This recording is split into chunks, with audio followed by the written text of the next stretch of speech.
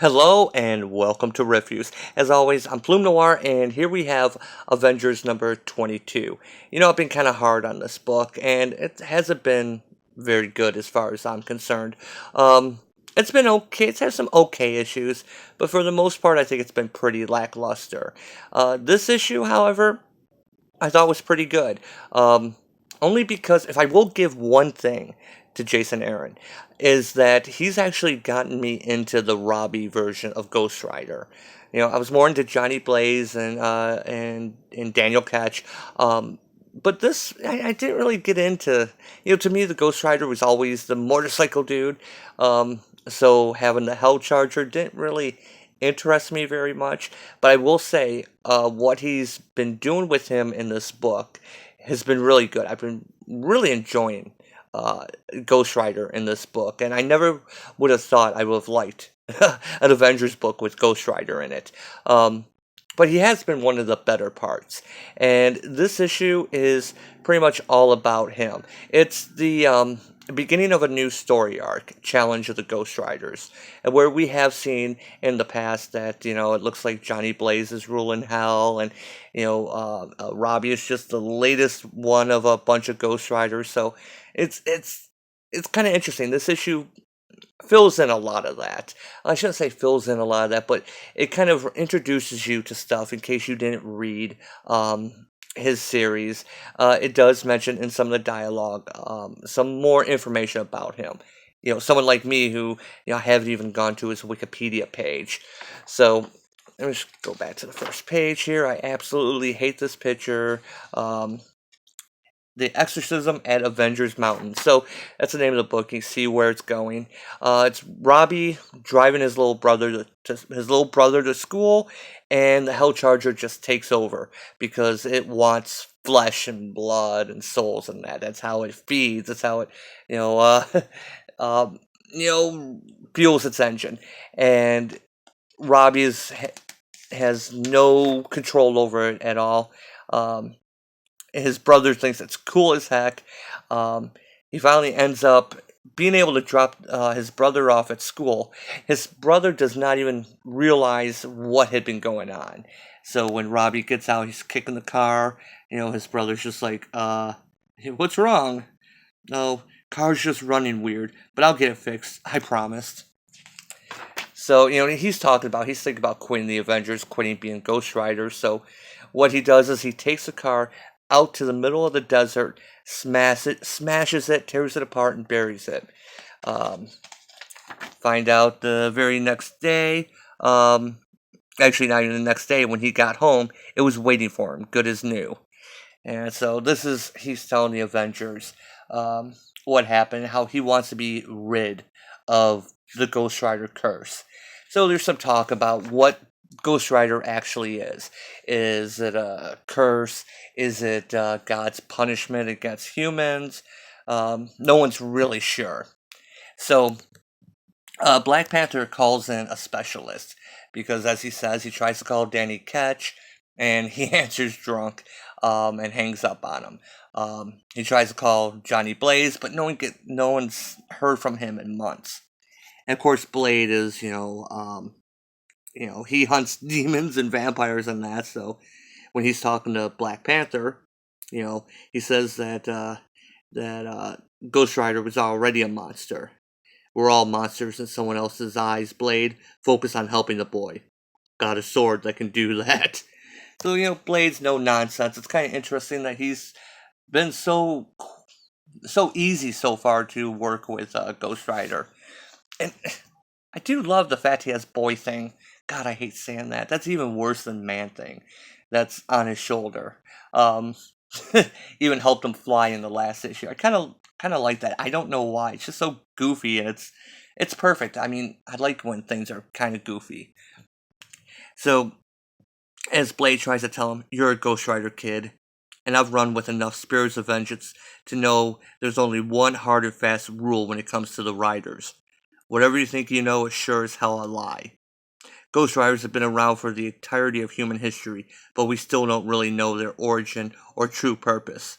And here's where you get the line about some say they're God's original judgment on his most regrettable creation, us.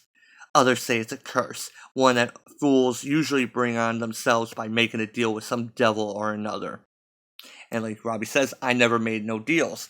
He actually explains in this how he was, street racing when he got gunned down and the car basically saved him and brought him back as Ghost Rider. So, um, yeah, we get a nice little bit of his origin, and it's done through dialogue, not through flashback. It's kind of organic. I kind of liked it. And, maybe not, but maybe your uncle did. Because he used to hear his uncle's voice coming from the car. His uncle, who was a serial killer, and now he no longer hears the voice.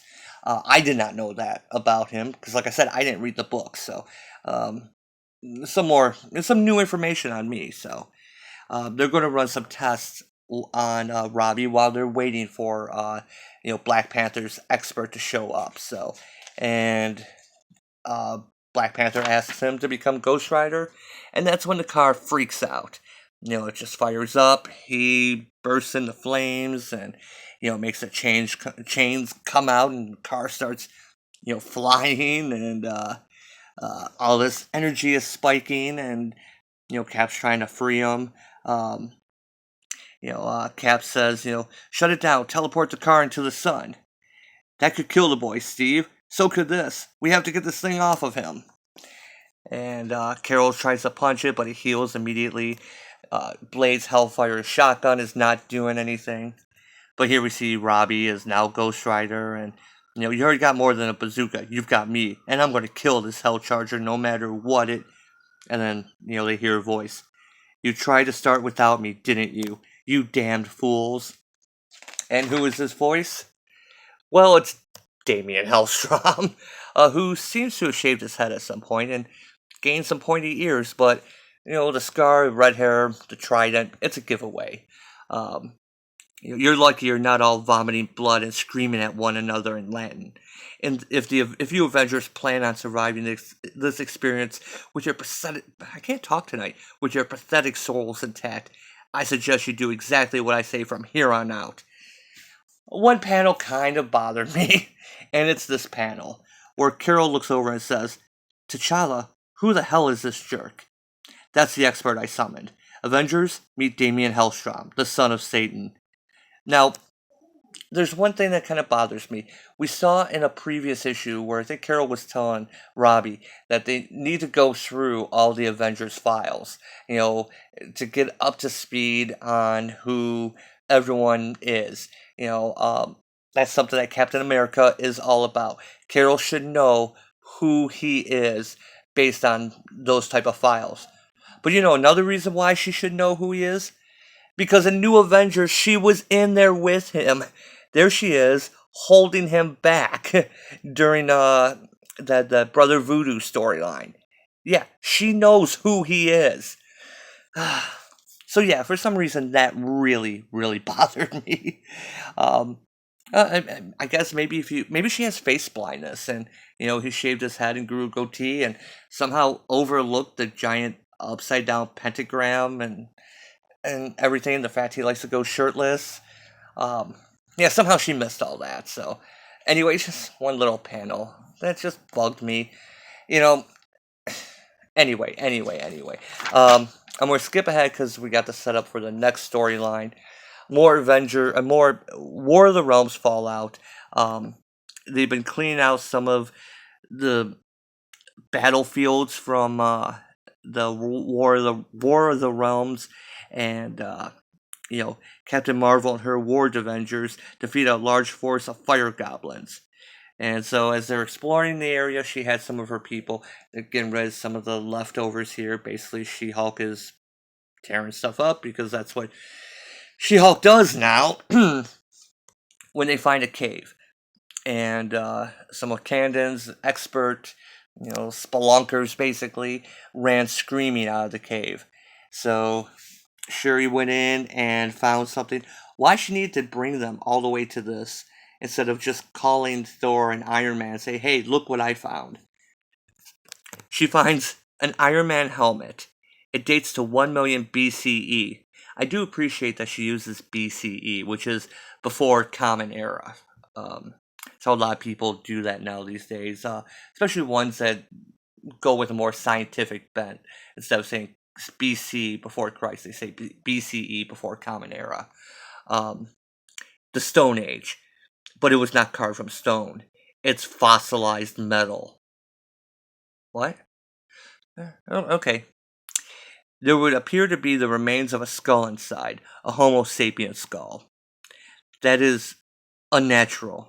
This thing reeks of evil, Stark. You should destroy it at once. He might be right. There's undoubtedly a supernatural presence in this place. Tell me, Stark, have you ever been inside this cave before? No, but something tells me I'm going to be. So, yeah, I saw this episode of Star Trek: The Next Generation. Yeah, where Data's head gets left in the past, and and then they have to catch up and reattach it. Yeah, yeah, I saw that one. They also did it with Bender in Futurama. Yeah, remember that one? Yeah. Uh, anyway, I'm gonna stop right there because it goes back to the exorcism, and it's getting kind of cool to be honest. So this issue, I've been ragging on this book for quite a while. This issue, not bad. It actually tells a decent story. Most of the characters get enough airtime, but it has to focus on the Ghost Rider, and we see some of that Avengers 1 million stuff. Something happening coming from that.